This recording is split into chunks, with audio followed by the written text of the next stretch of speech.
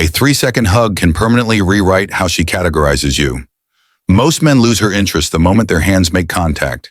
And what happens in that brief window, that compressed moment where your bodies occupy the same space, determines whether you remain a safe, forgettable presence or become something she can't stop thinking about. Touch is not neutral. Every point of contact sends a message through her nervous system faster than conscious thought can intercept it. Her body decides about you before her mind catches up. And most men, good men, well-intentioned men, fail this test without ever knowing they were being evaluated. You think a hug is just a hug. She experiences it as a biological interrogation. Her limbic system is measuring your confidence. Her skin is reading your intent. Her unconscious is cataloging the micro-adjustments in your grip, the hesitation in your hands, the energy you're either withholding or expressing. This matters because attraction isn't built through words or looks alone. It's built through calibrated physical presence, through the silent language her body speaks that bypasses every rational filter she's constructed. When you understand how to touch her during a hug, not with manipulation, but with calibrated masculine presence, you create something most men never access: somatic memory. She won't remember what you said. She'll remember how her body felt in proximity to yours, and that memory rewrites the category you occupy in her psychology: friend, provider, protector, lover. The hug decides. The science behind this is uncomfortable. In 2011, researchers at Tao University conducted studies on how women perceive male touch during initial interactions. They discovered that the location, pressure, and duration of contact during embraces directly influenced attraction ratings. Not slightly, dramatically. Women rated men who touched the lower back during hugs as more confident and sexually viable. Men who touched the upper back or shoulders were categorized as friendly, safe, brotherly. The difference was 5 inches of skin, 5 inches that separated desire from indifference. But it goes deeper than placement. The autonomic nervous system responds to touch through a network of nerve endings that sends signals faster than conscious thought. When you touch her, you're activating mechanoreceptors in her skin. These receptors communicate directly with her brain's emotional centers, the amygdala, the insula, regions responsible for threat detection and emotional memory. If your touch is uncertain, if there's hesitation in your hands, her nervous system registers it as fear. And fear is contagious. She absorbs your doubt through her skin. Conversely, if your touch carries certainty, if your hands rest with calm authority, her body interprets this as safety, not the safety of a protector necessarily, the safety of a man who knows himself, who has integrated his masculine presence so completely that his body expresses it without effort. This is what attraction feeds on, not perfection. Integration. Psychologist Paul Ekman spent decades studying nonverbal communication and discovered that the body leaks truth in microseconds. You can control your face. You can rehearse your words, but your hands will betray you. The pressure they apply, the speed at which they move, the places they avoid. A woman's body reads all of it. She doesn't have to study psychology to decode you. Evolution did that work for her. Thousands of generations of mate selection refined her ability to detect authenticity through touch to separate the men who wear confidence like a costume from the men who embody it. And here's what the research won't tell you explicitly, but the data suggests women are more attracted to men who touch them with intentionality, not aggression. Intentionality, there's a difference. Aggression forces, intentionality guides. One violates boundaries, the other establishes presence. When you understand this distinction, the hug stops being a social obligation and becomes an opportunity. A moment where you can transmit something wordless, something true, a frequency of masculine energy that her body recognizes even if her mind doesn't have language for it. Picture this moment. You're standing close to her. Maybe it's a greeting. Maybe it's a goodbye. Maybe it's that ambiguous space where friendship hovers on the edge of something else. She moves toward you, arms opening. The social script says this is simple, but nothing about human connection is simple. In the next 4 seconds, you will either reinforce how she already sees you, or you will alter the trajectory entirely. The room doesn't matter. The context doesn't matter. What matters is what happens in the space between intention and action. Most men approach this moment on autopilot. They've hugged 1,000 times. They think they know what to do, so they execute the standard protocol. Arms around shoulders, pat on. The back, quick release, smile. And in doing so, they confirm her initial categorization: friend, colleague, safe, neutered. But there's another way, a way that requires you to be present, to slow down, to recognize that this moment is not about following a script. It's about transmitting something real. Let me show you what that looks like. When she moves toward you, don't rush. This is the first test. Rushing signals nervousness. It tells her you're uncomfortable with physical proximity, that you want to get this over with. And discomfort is the opposite of attraction. Instead, allow the moment to arrive. Let her come to you with the same calm you'd bring to any other action. Your feet planted, your breath steady, your eyes holding hers until the last possible second before contact. This is presence, and presence is magnetic. Here's where most men fail. They go high, upper back, shoulders, sometimes just the sides of her arms. These are friend zone coordinates. These positions communicate, I respect boundaries to the point of denying my own masculine intent. And while respect is necessary, excessive caution reads as fear. Fear of rejection, fear of being too much, fear of wanting her. But desire unexpressed doesn't disappear. It just becomes tension, the wrong kind. The kind that makes her uncomfortable because she can feel you holding back, and it confuses her nervous system. So instead of going high, go low. Your hands should land on her lower back. Not her waist, not her hips, her lower back.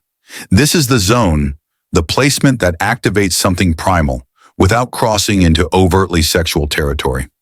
It's the space where protection meets desire, where strength meets invitation. When your hands rest here, you're doing several things simultaneously. You're claiming space. You're demonstrating comfort with her body. You're communicating that you're not afraid of your own intent, and you're giving her permission to feel safe in proximity to your masculine presence. Here's what separates boys from men. Pressure, not force, not aggression, pressure. Your hands shouldn't float on her back like you're afraid she might break. They shouldn't grab like you're claiming territory. They should rest with firm, confident weight. Enough pressure that she feels held, not trapped. Held. There's a nervous system response that happens when a woman feels properly held by a man. Her cortisol levels drop. Her body releases oxytocin. The stress hormone decreases while the bonding hormone increases. This is biology, not manipulation. When you touch her with the right pressure in the right place, you're creating a neurochemical environment where attraction can bloom. But if your touch is weak, if your hands barely make contact, you trigger the opposite response. Uncertainty, discomfort, and the subconscious categorization that you lack the strength to hold her. In other contexts, timing is everything. Too short and you're rushing, too long and you're lingering. The sweet spot is 4 to 6 seconds, long enough for her nervous system to register the quality of your touch, short enough that you're not overstaying the moment. During these seconds, your breathing matters. If you're holding your breath, she'll feel it. Your body will be tense, your energy constrained. Instead, breathe normally, deep, steady, calm. This does something subtle but powerful. It regulates her breathing. Humans unconsciously sync their respiratory patterns with people they're close to. It's called behavioral synchrony. When you breathe calmly during the embrace, her body begins to match your rhythm. And when her breath slows to match yours, she's entering your frame, your emotional state, your frequency. This is how presence works. Not through force, through resonance. Here's the move most men never use: the pull. In the final second of the hug, instead of releasing immediately, you pull her in slightly. Not a yank, a gentle but deliberate increase in pressure, just half an inch closer. This micro movement changes everything. It demonstrates that you're comfortable increasing intimacy, that you don't need her permission to express what you want, that you can escalate without apology, and it creates a moment of tension. The good kind, the kind that makes her heart rate spike, the kind that lingers in her nervous system after you've let go. How you end the hug matters as much as how you begin it. Most men release awkwardly. They pull back too fast. They break eye contact. They fill the space with nervous words. All of this kills the tension you just created. Instead, release slowly, your hands sliding from her lower back as you step away. Not rushing, not lingering, just moving with the same calm authority you brought to the approach. And here's the critical part. After you release, hold her eyes for 1 extra second. 1 second of direct eye contact after physical touch has ended. This compounds the effect. It tells her that you're not embarrassed by the intimacy you just shared, that you're comfortable with the tension, that you can hold space for desire without needing to immediately diffuse it with humor or deflection. This is masculine maturity, and it's rare, which is exactly why it's powerful. Let's go deeper. What's really happening here? Why does something as simple as hand placement during a hug carry so much weight? Because humans are always asking unconscious questions about each other. Can I trust this person? Is this person strong enough? Does this person know what they want? And we answer these questions through behavior, not words. When you touch a woman with intention and calm, you're answering all 3 questions at once. Yes, you can trust me because I'm not trying to take more than the moment offers. Yes, I'm strong enough because my touch doesn't apologize for existing. Yes, I know what I want because my hands don't hesitate. This is the language of attraction, not verbal, somatic, body to body, nervous system to nervous system. And the men who understand this don't need to chase. They don't need to convince. They simply exist in a way that women's bodies recognize as legitimate. Let me tell you what not to do. Don't hug her like she's your sister. Don't pat her back like you're burping a baby. Don't pull away. The second physical contact is made like her body is contaminated. Don't ask permission with your eyes before you touch her. Don't apologize with your posture for occupying space. These behaviors all communicate the same thing. You're afraid of your own desire, and fear is the opposite of attraction. Women aren't attracted to men who are afraid of them.